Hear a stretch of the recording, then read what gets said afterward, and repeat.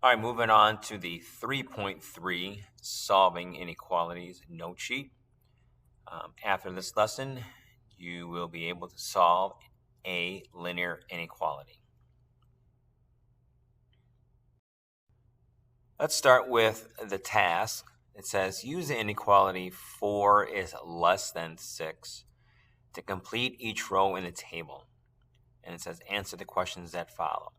Okay, so for all of these, we're going to start with the inequality 4 is less than 6. And then we want to perform the operation that's described in the left-hand column. For example, for number 1, it says add 4 to both sides. So if I add 4 to 4 on the left, I get 8.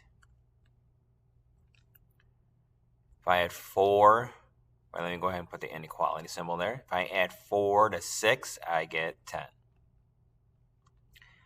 All right, so now we're left with this inequality statement. It says 8 is less than 10, and that is true. Moving on to number 2, it says to add a negative 4 to both sides, or it's the same thing as subtracting 4. All right, so again, if I start off with 4 on the left, I got 4 minus 4, which is 0. And I put my less than symbol there. Again, I start with 6. 6 minus 4 is 2. Okay, so now remember, we are starting with, all right, for all of these, we are starting with, all right, 4 is less than 6 for the inequality.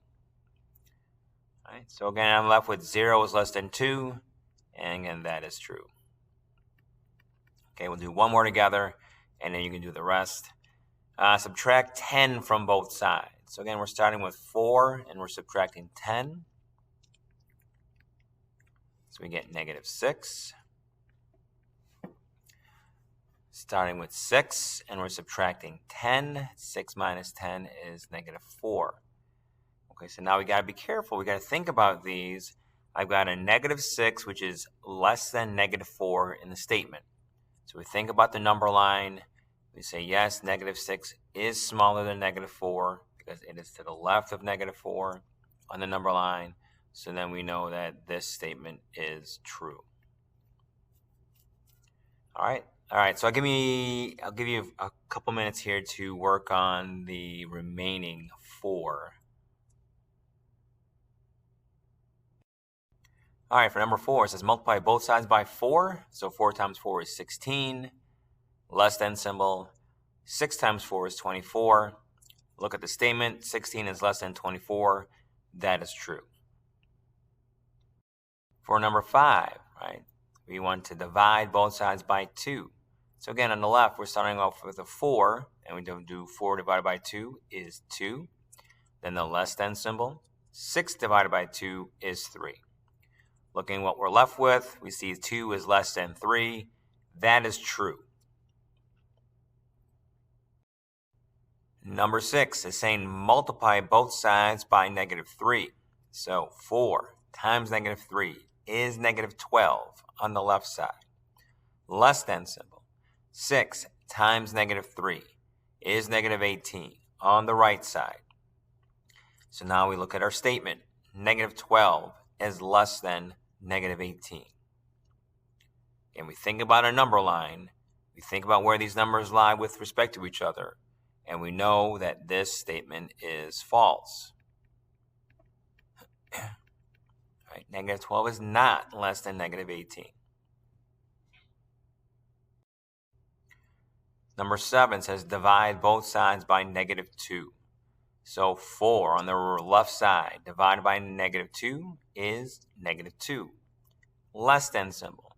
6 divided by negative 2 is negative 3. We take a look at our statement. It says negative 2 is less than negative 3. We think about again the number line, and we know that this statement is false. Negative 2 is not less than negative 3. So now let's take a look at the questions here. Part A says, which operations in the table create a false inequality? And what do they have in common? Well, it is the last two scenarios that gave us a false statement. Right? Right? When we perform the operations that we were told to do, right, it left us with a false statement.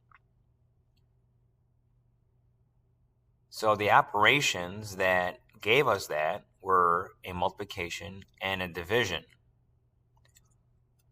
However, we saw in 4 and 5 where we did a multiplication and division, but those gave us true statements. So it can't be just multiplying or dividing that's going to give us a false statement. So what do scenarios 6 and 7 have in common that gave us a false statement?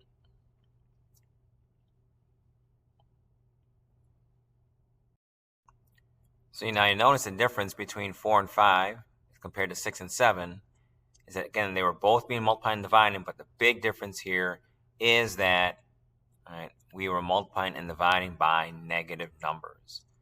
That's what caused us to have a false statement. So if we wanted to make these true, if we were looking to make these statements true, what we'll need to do is to take these inequalities and flip them around. So if I change those less thans to greater thans, now I have true statements.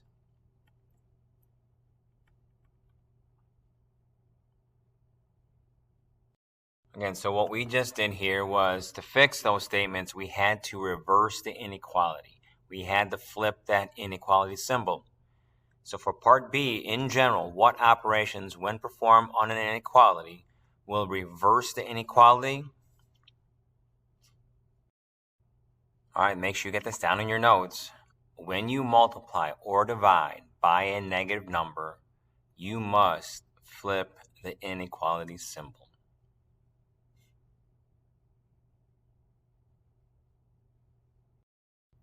All right, so now let's get into solving these inequalities. All right, so you're going to see that a lot of the steps for solving inequalities is just like what we did in Unit 2 for solving equations. For number 1 here, the goal is to get the variable by itself. And then we're going to perform inverse operations to find the solutions of the inequality. So we have to make sure we understand, unlike equations where if there was an answer, right, for the most part there was always one, here when we're solving for an inequality, as we talked about in the first video, that there are many values that can satisfy the inequality. Again, here you see the same steps like we did with solving equations. All right, part A, we want to clear out fractions. Part B, we want to simplify each side of the inequality sign. Part C, moving variables to the left and constants to the right. Again, we're undoing addition and subtraction. And then finally, we are undoing any multiplication or division to isolate that variable, to get that variable by itself.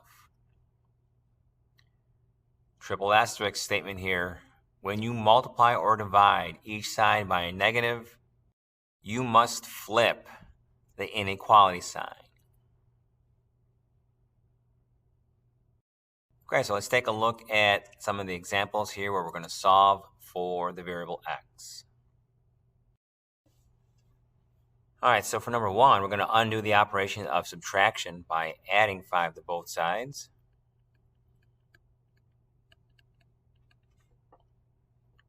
It's going to leave us with x greater than 11. All right, so any value that is bigger than 11 would be a solution for this inequality. Moving on to example 2, we're going to undo that addition by subtracting 9 from both sides. Here we're left with x greater than or equal to negative 6. All right, so again, we think about what x can be for this. As long as it's a number that is greater than or equal to negative 6, it is a solution for this inequality. Example number 4. If you want to get x by itself, we need to add 10 to both sides. So now when we do that, we get left with a statement that says 4 is greater than x. Now sometimes when we're solving for x, the variable can be left alone on either the left side of the inequality or the right side. In the first two examples that we did together, the variables ended up to be on the left. Here we have the variable on the right. Okay, so what I want you guys to do when you're doing the homework for this unit is that whenever you're solving for x and your variable ends up to be alone on the right side, I want you to switch places. We're going to take that x and we're going to take that 4 and we're going to switch places. Okay. But if you do that, or when you do that, you need to make sure that you change the inequality so that it is still communicating the same thing as we did originally.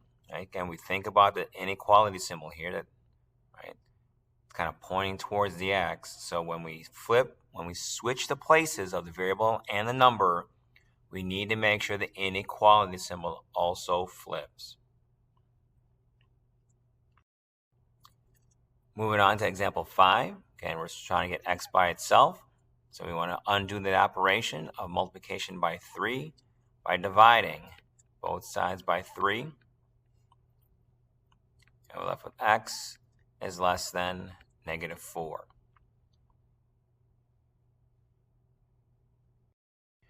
And we move on to example number 6. Again, getting x by itself. We need to get rid of that -4.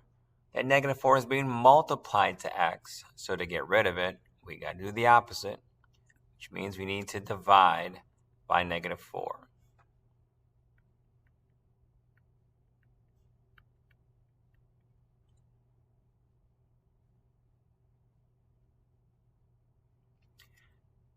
Now, I did make a mistake with number 6. What is my mistake?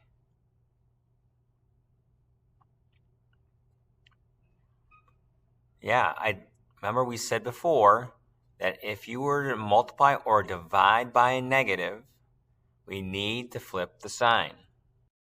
Get back up here in the directions on solving inequalities. When you multiply or divide each side by a negative, you must flip the inequality sign.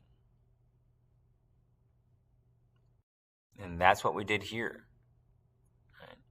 I divided by a -4 on both sides of that inequality. Because I did that, this inequality symbol that originally had in my answer has got to flip. It started off as a greater than or equal to, but because I divided by a negative, it needs to change to the opposite sign. I need to flip that sign to a less than or equal to. Example number 9, solving for x. I'll give you some time to do that. Same thing with number 10 and 11. Let's see what you get. All right, so for number 9, we're getting x by itself. We're going to divide both sides by 2. And we're left with a statement that says -4 is less than or equal to x. Again, when the variable is on the right by itself, we need to make sure we make that change. All right, so when we switch places for the x and the -4, we need to make sure we change that inequality. All right, so now we have a statement that says x is greater than or equal to -4. On to number 10. And again, x by itself, we need to undo that division. So we're going to multiply both sides by 2 to get rid of that fraction. So we're left with x as less than or equal to -6.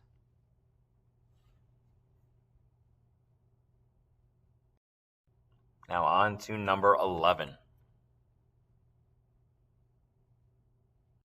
Now some of you may have started out by multiplying both sides by 5 to get rid of the fraction. And you get -2 is greater than 20. When you divide both sides by -2, you're going to get x is less than -10. The inequality sign has to flip because we divided by negative.